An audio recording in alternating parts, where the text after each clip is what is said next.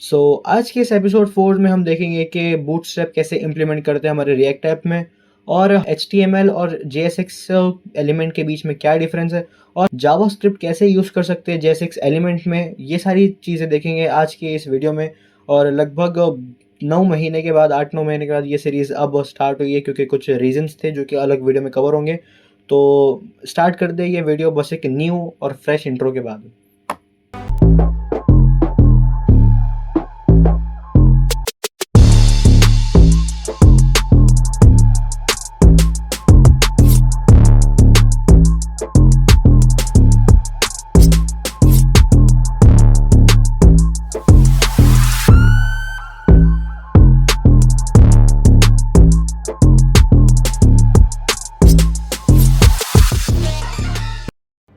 So here we are. अब हम हमारे कंप्यूटर की स्क्रीन में। तो सबसे पहले मैं एक फ़ोल्डर में जाऊंगा और यहाँ से VS कोड के साथ ओपन करूंगा और जल्दी से रिएक्ट ऐप बनाऊंगा। टर्मिनल ओपन करूंगा और यहाँ पे npx क्रिएट रिएक्ट ऐप नाम दूंगा माई ऐप और इसको एंटर करूंगा और यहाँ पे हमारी रिएक्ट ऐप बन जाएंगी। A few moments later. अब हमारा रिएक्ट ऐप बन गया। यहाँ पे हमें बता रहा है कि CD यानी कि हम यहाँ पे जो ये हमारे हैप्पी हैकिंग के बाद जो हमारी ये जो लिंक है इसमें हमारा फ़ोल्डर में हम नहीं है। तो यहाँ पे हम सिंपली हम लिखेंगे CD माई ऐप, जिसकी वजह से हम इसमें चले जाएंगे यानी कि अब हम इसके अंदर रिएक्ट ऐप में हैं। और अब हम यहाँ पे करेंगे npm रन यानी या फिर npm स्टार्ट भी दे सकते हैं। तो हम यहाँ पे करेंगे npm start. React app open हो गया है और मैं ये माइक्रोसॉफ्ट का ब्राउज़र यूज़ नहीं करूँगा। मैं सिंपली जाऊँगा क्रोम के ब्राउज़र में और मैं यहाँ पे सर्च करूँगा क्रोम और मैं जाऊँगा क्रोम के अंदर और बेसिकली जो मेरी IDM है वो उसमें जाऊँगा और यहाँ पे मैं इसकी लिंक कॉपी पेस्ट कर दूँगा जो कि लोकल होस्ट है हमारा। और ये हमारे क्रोम के ब्राउज़र में ओपन हो गया। और यहाँ पे अब हम सिंपली सा एक काम करेंगे, हम जल्दी से जाएंगे हमारे रिएक्ट के डॉक्यूमेंटेशन में, रिएक्ट के डॉक्यूमेंट्स में, और साथ ही साथ हम जाएंगे हमारे बूटस्ट्रैप के डॉक्यूमेंट्स में। बूटस्ट्रैप bootstrap.com भाई, bootstrap.com पे नहीं जाना हमको जाना है बूटस्ट्रैप के डॉक्स में यानी कि डॉक्यूमेंट्स में। और सिंपली हम बूटस्ट्रैप के इंट्रोडक्शन वाले पार्ट में जाएंगे और इसके बाद हमें यहाँ पे कुछ मिलेंगे लिंक्स। ये जो लिंक है CSS है और जावास्क्रिप्ट है। तो बूटस्ट्रैप के लिए हमको ये लिंक कॉपी करनी पड़ेंगी और सिंपल सा हम आएंगे हमारे ऐप में जो कि ओपन था बट क्लोज हो गया। हम आएंगे index.html में और यहाँ पे हम पेस्ट करेंगे इसको टाइटल के नीचे। और हाँ, एक और बात, ये देखो ये हमारा सक्सेसफुली कंपाइल्ड हो गया है यानी कि हमारा रिएक्ट ऐप ओपन हो गया। तो हमारे जो लोकल जो लिंक है यानी कि ये हमारी लोकल होस्ट, ये हमारे कंप्यूटर की लिंक है। और अगर मतलब कि कोई डिवाइस यानी कि कोई टैब या फिर मोबाइल सेम वाईफाई से कनेक्टेड है कंप्यूटर और वो दोनों, तो आप मोबाइल में ये लिंक डाल सकते हैं जिससे सेम रिएक्ट ऐप खुल जाएंगे आपके मोबाइल में। और हाँ, तो अब हम थे लिंक पे। सिंपली फिर हम यहाँ पे जावास्क्रिप्ट के भी लिंक कॉपी करेंगे और हम इसको पेस्ट करेंगे हमारे यहाँ पे।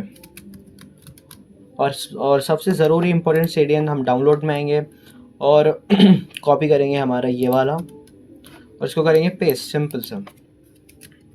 और इसके बाद हम सक्सेसफुली मतलब हम अच्छे से यूज़ कर पाएंगे हमारा बूटस्ट्रैप। तो अब मैं आता हूँ यहाँ पे हमारे app.js में। app.js में अब हम ये div हटा देंगे। अब हम यहाँ पे यूज़ करेंगे रिएक्ट फ्रेगमेंट। और आपको अगर नहीं पता रिएक्ट फ्रेगमेंट क्या है तो आप विजिट कर सकते हैं एपिसोड 3 या फिर 2। आई थॉट मैंने इन दोनों में से किसी में एक्सप्लेन करा था रिएक्ट फ्रेगमेंट क्या है। और हाँ, रिएक्ट फ्रेगमेंट का एक और तरीका है जिसमें हम लिख सकते हैं रिएक्ट फ्रेगमेंट ऐसे ही कुछ। हाँ, एक्सटेंशन मैं बताना भूल गया। एक्सटेंशन आपको यूज़ करनी है। सबसे इम्पोर्टेंट एक्सटेंशन अगर मैं बताऊँ तो वो है auto rename tag, this one. देखो अभी हमने एक चीज़ करें, जैसे अगर ये मैं यहाँ पे लिखूँ रिएक्ट फ्रेगमेंट, तो इसके साथ साथ जो इसके क्लोजिंग टैग है वो भी चेंज हो रहा है साथ ही साथ। तो ये कमाल है हमारे ऑटो रीनेम टैग एक्सटेंशन का।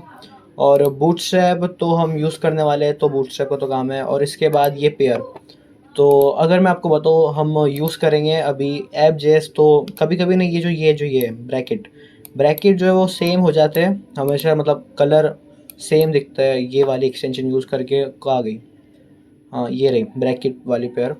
और इसके बाद हम यूज़ करेंगे ये रिएक्ट ES7। तो अभी एक्सटेंशन मैंने बता दिया। अब हम यहाँ पे थे, रिएक्ट फ्रेगमेंट हमने लगाया और अब हम यहाँ पे यूज़ करेंगे एक नैव बार। तो बेसिकली अभी मेरे को बताना है कि बूटस्ट्रैप कैसे यूज़ करेंगे। तो हम सिंपली आते हैं यहाँ पे और इधर हम सर्च करेंगे सिंपल सा बूटस्ट्रैप नैव बार, और सिंपल सा एक नैव बार कॉपी करेंगे हम यहाँ से।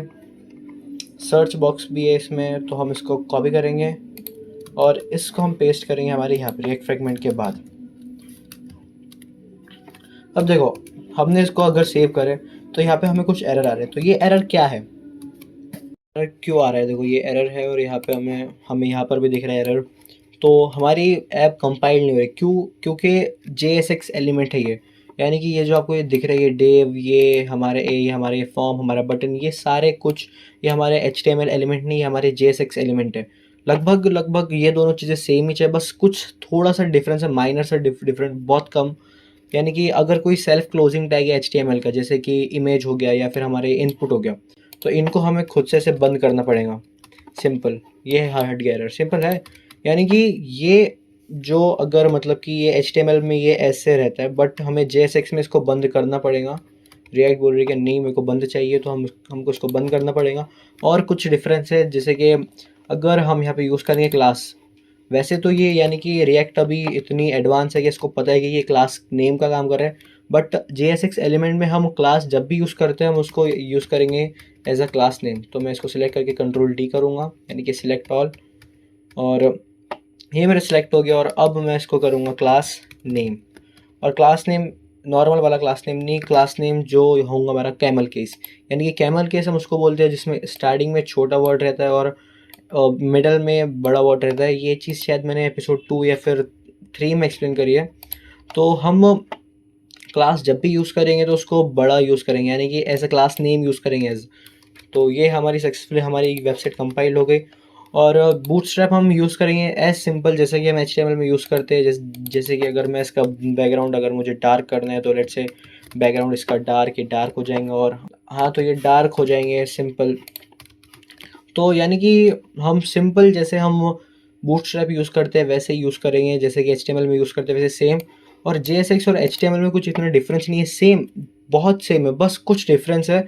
मैं सामने एक टेबल दे दूंगा, जैसे कि क्लास को हम लिखेंगे क्लास नेम, फॉर को हम लिखेंगे HTML फॉर, और टैब इंडेक्स को हम लिखेंगे HTML टैब इंडेक्स। और कुछ जैसे कि सेल्फ क्लोजिंग टैग है, जैसे कि अभी मैंने बताया कि इनपुट है तो उसको हमें बंद करना पड़ेगा, ऐसी इमेज आ रहता है। और बहुत सारे टैग जिसको हमको बंद करने पड़ेंगे। और और बस बाकी तो फिर पूरा HTML ही है, बस ये सेम HTML, बस इसको नाम JSX दे दिया है, सिंपल। अब आपको पता है कि हम बूटस्ट्रैप कैसे यूज़ कर सकते हैं, और हम कैसे JSX और HTML टैब के बीच में डिफरेंस है, एलिमेंट के बीच में।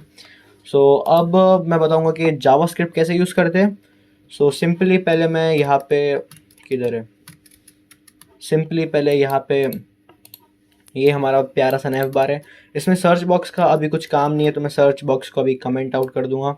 और इसके बाद फिर सिंपल सा हम देखेंगे जावास्क्रिप्ट हम कैसे यूज़ करेंगे। तो अगर लेट्स से अगर मैंने अगर यहाँ पे एक फंक्शन बना दिया, लेट्स से मैंने ऑन क्लिक, अगर मैंने यहाँ पे बोला कि वेट, मेरा होम बटन किधर है, ये रहा होम बटन। अगर मैंने बोला कि on click, let's say on click is equal to, wait, ये ऑन क्लिक थोड़ा सा टफ हो जाएगा, तो पहले बेसिक यानी कि स्टार्ट ही कर देते। देखो सिंपल, अगर मतलब मेरे को जावास्क्रिप्ट यूज़ करनी है तो पहले मैं एक वेरिएबल बना लेता हूँ, let a is equal to एक स्ट्रिंग बनाते हैं हम, a इज इक्वल टू एक स्ट्रिंग, इसमें हम लिखेंगे होम, सिंपल। इसको हम होम नहीं, इसको हम HOUSE हाउस कर देंगे, नहीं तो फिर वो सेम लगेगा। अगर मैं इसको सेव करूँ, सेव, और हम इसको मतलब कि जब हम HTML में लिखते थे तो HTML में हम ऐसे लिखते थे, यानी कि बैक टिक यूज़ करते थे, फिर हम डॉलर लगाते थे, फिर हम कर्ली ब्रेसेस यूज़ करते थे। बट अब हम वैसे नहीं करेंगे, अब हम सिंपल सा सिर्फ कर्ली ब्रेसेस लगाएंगे और हम ए लिख देंगे, सिंपल। ये यहाँ पे यूज़ हो गया और हमें यहाँ पे हाउस मिल गया, समझ रहे? यानी कि हमें जब भी यूज़ करने रहेंगे जावास्क्रिप्ट तो हम यूज़ करेंगे कर्ली ब्रेसेस का हमारे JSX में। बाकी हम बैकटिक का भी यूज़ कर सकते हैं, बट अभी उसका काम नहीं है। बट हम बेसिकली हम कर्ली ब्रेसेस का ही यूज़ करेंगे। और अगर लेट्स से मगर नहीं सॉरी, अगर लेट्स से मैं यहाँ पे एक फंक्शन दे दूँ ऑन क्लिक फंक्शन दे दूँ इसको, लेट्स से इसको ऑन क्लिक एक फंक्शन दे दूँ मैं इज़ इक्वल टू HTML में अब जब हम यूज़ करते थे तो हम ऐसे यूज़ करते थे, है ना? यानी कि हम ये यूज़ करेंगे, बट अब ये हमारा जावास्क्रिप्ट एज़ अ यूज़ होगा, तो हम इसको ऐसे नहीं, हम इसको यूज़ करेंगे कर्ली ब्रेसेस से। और अभी मैंने बताया कि जब भी हम ऐसे कुछ यानी कि एलिमेंट में जब कोई क्लास या फिर कुछ और देंगे तो हम कैमल केस यूज़ करेंगे। तो सिंपल हम यहाँ पे हम यूज़ करेंगे कैमल केस, और इसको मैं on click is equal to दे दूँगा हैंडल ऑन हैंडल होम, ठीक है? इसको मैं दे दूँगा हैंडल होम, और इसको मैं एक कॉन्स्ट बनाऊँगा, const handle home is equal to, ये हमारा होगा एक एरो फंक्शन हम इसको बनाएंगे सिंपल सा, और इसको हम बोलेंगे ऑन क्लिक जब भी हो तो कंसोल में दिखाओ, नहीं, या फिर एक प्रॉम्प्ट दे दो, प्रॉम्प्ट दिखाओ एक जिसमें हो you have click on home. तो अब यहाँ पे ये हाउस है तो इसको हमको होम करना पड़ेगा, तो सिंपली से हम यहाँ पे a is equal to HOME home कर देंगे, इसका h बड़ा होना चाहिए, simple you have click on home, simple.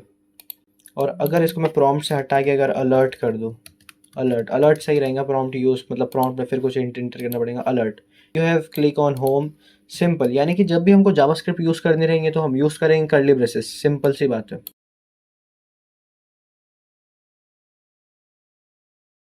C I know कि ये वीडियो बहुत छोटी थी क्योंकि इसमें सिर्फ 3 टॉपिक थे। बूटस्ट्रैप वाला तो खैर टॉपिक भी नहीं था, वो सिर्फ बताना था कि कैसे करते हैं, और बाकी बहुत छोटे टॉपिक थे जैसे JSX और जावास्क्रिप्ट कैसे यूज़ करते हैं। बहुत सिंपल सी वीडियो थी ये एपिसोड 4, बट अब एपिसोड 5 में हम देखेंगे प्रॉप्स क्या होते हैं और स्टेट को हम कैसे यूज़ करेंगे।